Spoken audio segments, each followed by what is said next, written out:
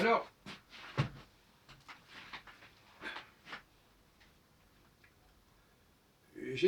en étudiant les travaux de Michel Gauquelin, j'ai fait remarquer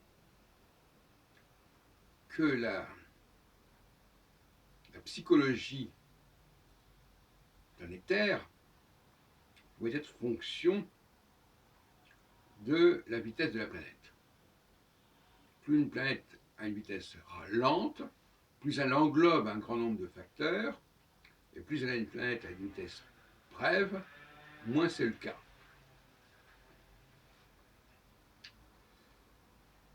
Le problème, c'est que les travaux de Michel Gauquelin ne sont pas fondés sur le passage des planètes sur l'écliptique. Donc la notion de révolution sidérale n'est pas l'affaire de l'astrologie gauquelinienne, en quelque sorte. Parce que lui, il travaille sur la rotation, sur le mouvement diurne quotidien, et là, toutes les planètes ont la même vitesse. Saturne, Jupiter, Mars ont la même vitesse. Au cours de la journée, ils passent, ils font les 12 maisons, comme on dit en astrologie.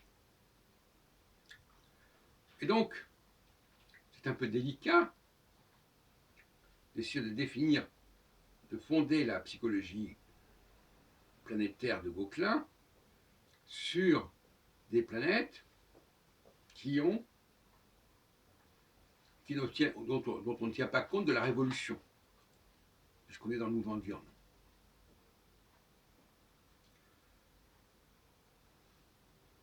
C'est une objection qu'on peut faire, qui vaut ce qu'elle vaut. Inversement, quand on travaille en astrologie mondiale sur le cycle Saturne, ou même sur le retour de Saturne sur sa position natale, là, on est bel et bien dans la vitesse de révolution. Quand on dit que Saturne met 29 ans pour revenir à sa position natale, c'est bien la vitesse de révolution.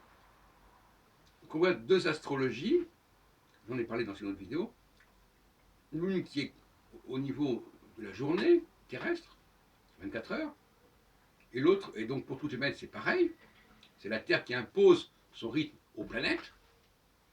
De l'autre côté, chaque planète va faire le tour du zodiaque avec des vitesses complètement différentes, depuis la Lune qui met même pas 30 jours, jusqu'à Pluton qui met près de 2 siècles et demi.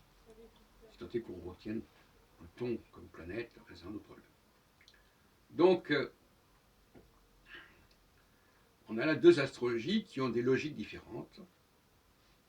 Et Saturne, par exemple, pour le cas de Saturne, il peut très bien exister à la fois au niveau du mouvement diurne. À ce moment-là, il a un cycle de 1 an, si on peut dire, au cours duquel il va passer dans les 12 maisons, comme l'a montré Gauquelin. Et Saturne peut également être considéré comme une planète qui va gravir, qui va traverser le zodiaque en 29 ans, d'après non plus la rotation de la Terre, mais d'après la révolution de la planète autour du Soleil. Donc on a là un hiatus quelque part, un petit problème que je voulais quand même vous signaler.